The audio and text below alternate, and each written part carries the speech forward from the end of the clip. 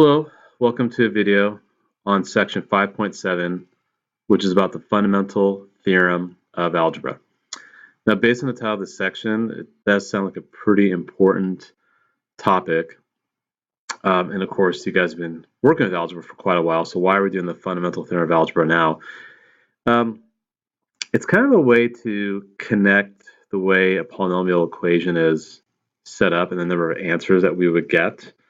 There's kind of an agreement between the degree and a number of solutions. And actually, you could see it in bold in the first bullet point. An nth degree polynomial equation always has n solutions. So what this tells us is that if you have like f of x equals x cubed plus dot dot dot, and the highest exponent is 3, you would expect 3 solutions. And this would be real or imaginary.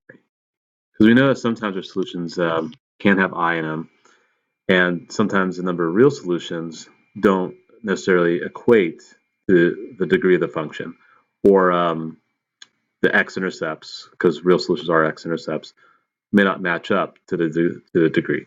But when you consider all solutions, including complex solutions or imaginary solutions, then those number of solutions would equal the degree. So that's the second bullet point. Solutions can be real or complex. Also, solutions can be repeated, like if you have x minus 1 squared. Of course, x equals 1, but that's counted twice. And you are going to have some radical solutions or imaginary solutions again. And if that's the case, like for example, if a plus bi, so for example, if you have 2 plus 3i, then a minus bi is also a solution, or 2 minus 3i. Or let's say you have 2 plus root 3 as a solution, then you have 2 minus root 3. The assumption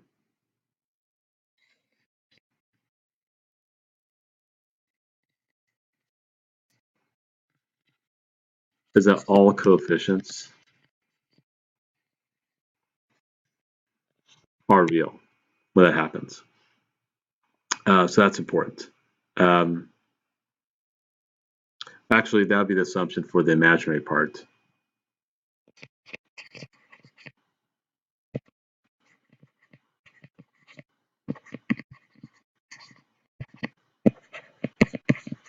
For imaginary solutions and the conjugates. For this one, the assumption is that the coefficients are rational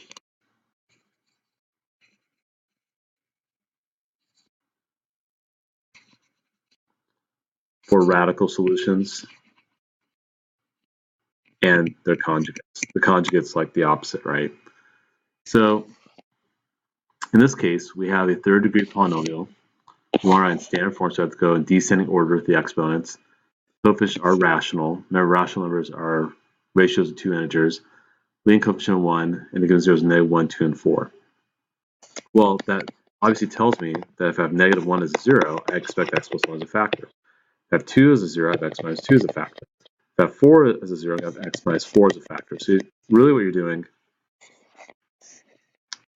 you generate factors from those given zeros. Now, because you want standard form, we're going to have to FOIL x squared minus x minus 2, x minus 4. If I keep going, I get x cubed minus x squared minus 2x minus 4x squared plus 4x plus 8. Oops, a little typo there. Sorry about that. That's square for that one. So it's x cubed minus 5x squared plus 2x plus 8. There you go. That is a function that would represent that information. It's a third degree, so I didn't go any higher than that. Of course, I have all the given zeros. They would work. If I were plugging negative 1, 2, or 4, they would work. The coefficients are rational. My leading coefficient is 1. So that's what happens there. Let's look at another one. We want a fourth degree polynomial with those given zeros and all the same conditions: standard form, rational coefficient, leading coefficient of 1. So you have x minus root 3, x plus root 3, x minus 2i, x plus 2i. Remember, this goes with this one, right?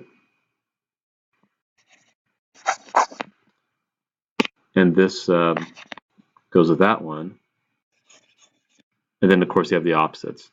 If I FOIL, you should have x squared minus 3 and x squared minus 4i squared, where I squared is negative 1. So it's x squared minus 3 and x squared plus 4. If I keep going, I get x to the 4 power minus 3x squared plus 4x squared minus 12 equals x4 plus x squared minus 12. And so if I were to actually try solving that, I would get plus or minus root 3 and plus or minus 2i as my answers. Okay, let's keep moving here. Graphing polynomial functions in factored form. So obviously that's a polynomial. It is in factored form. If I were to expand it, I would get something kind of like this, right? And if I were to keep FOILing, I know x cubed is going to be my highest term. I'll have a whole bunch of other terms. The bottom line is I know that the degree is going to be 3.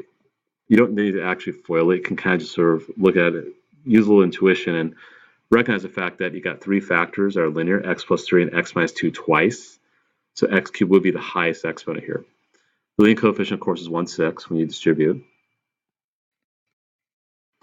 The end behavior, because we have a positive leading coefficient and an odd degree,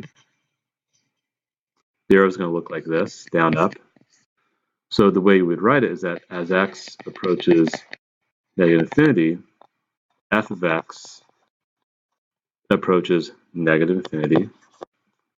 As x approaches positive infinity, f of x will approach positive infinity. And my intercepts are negative 3 and 2. If you do want to find a y-intercept, that's probably a good idea. Actually, should probably do it down here. 1/6, 0 plus 3, 0 minus 2 squared. Be really careful. Negative 2 squared is 4. 6 times 3 times 4, you do get 2. X-intercepts are easy. Negative 3 and 2. The arrow is supposed to look like this. Now here's what's going to get a little funky. Notice I see a bounce here and a pass-through at negative 3. Bounces are going to happen when the factor has an even exponent. Pass-throughs will happen when the factor has an odd exponent. So notice that x plus 3, you don't see an exponent, you assume it's 1. X minus 2 squared, you see an even exponent. Now, why is that? We're going to talk about sign charts. What if you put your x-intercepts on the sign chart and you tested values within each interval? So we'll test something bigger than 2, something between negative 3 and 2, and something less than negative 3. And if you throw it back into the function, if I plug 3 in, for example, I get 3 plus 3 is 6, 3 minus 2, 1 squared is positive, altogether is positive. If I plug in 0, still can get positive. 0 minus 2 is negative 2, but that square is still positive. 0 times 0 plus 3 is 3, times 1, 6. If I plug in negative 4, I do get a negative. Negative 4 plus 3 is negative 1. Negative 4 minus 2, square that, that's positive. So positive times positive is a negative. So that's why we're seeing the bounce at 2. There's no sign change here. So it's positive before, or sorry, positive to the right of 2, positive to the left of 2. X equals 2 does not cause a sign change because it comes from x minus 2 squared. You're squaring a factor. Remember, you're squaring something, it's always going to be positive, right? So if it was positive before, it's positive afterwards. Or if it's negative before, it's going to be negative afterwards because you're not seeing a sign change there. We do see sign changes with odd exponents next to your factor. So we will talk more about this in class later.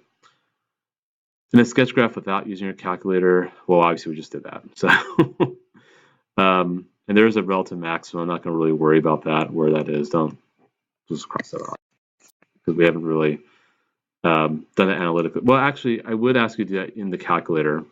You don't have to do it by hand. That's what I meant by that. So you go second calc, or it's actually second trace, which is the calc menu. You should find the maximum feature there. And if you wanted to find it, you could that way. Okay, let's try this one more time. Then we'll wrap up the notes, and I can go back to watching football. So anyway, the degree here is x squared plus x minus 2. If I FOIL the other one, I get x squared plus 2x plus 1. Again, I'm not going to really waste my time FOILing the whole thing. I know the highest term is x4. So my degree is 4. The leading coefficient will be 1, because I don't see anything to the left here, so you just see a 1. So that's fine. Because it's degree 4, even degree, a positive leading coefficient, both arrows point up. So the way to properly write is as x approaches negative infinity, f of x approaches positive infinity. I probably have this as like blanks on a test. You guys are still getting used to it, but you can't just do arrows. The arrows are a nice visual, but you have to actually write it in this fashion. As x approaches infinity, f of x approaches positive infinity, because it's pointing up on the left side. As x approaches positive infinity, f of x approaches positive infinity, also pointing up on the right side. If I plug in 0 for g, actually this is g dot f, my bad. I think you get negative 1 times 2 times 1 squared, so you get negative 2. So that's my y-intercept right there. And my x-intercepts are 1, obviously negative 2 and 1. The negative 1, my bad. The arrows are both up. Because the negative 1 comes from that one, there's an even exponent, that's a bounce. But if we do a sign chart with my x-intercepts, it's positive here. If I plug something between negative 1 and 1, like say 0, we did get a negative y-intercept. And then, of course, if I plug in, like, say, negative 1.5, that'll be negative 2.5, that'll be 0.5, that'll be negative 0.5 squared, which is positive. So I get a negative again, so no sign change. There'll be a bounce at that negative 1. And it'll be back to being positive. If I plug in negative 3, I get a negative, and a positive, so altogether it's positive. I guess something like that. Kind of sloppy looking graph, but there's a bounce at negative 1. Very important. That's how you do the graphs accurately. And if you were to find the relative minimum points or maximums, but I'm not going to worry too much about that for now. So yeah, there we go. There's a video. There'll be a Google form for the answer. And actually, I'm not going to see you guys until another week, because I'll be gone for Kairos. Remember, no school on Monday. Tuesday, we don't have any class meetings or periods D, E, F, G, A. And I got to leave first thing in the morning for Kairos on Wednesday. So yeah, I won't see you guys until Monday, January 27th, probably. Actually, B period, I probably won't see until Tuesday, January 28th. And I will extend the test, because obviously I won't have seen you guys for a while. So anyway, that's it. And enjoy the rest of the weekend. Stay warm and dry.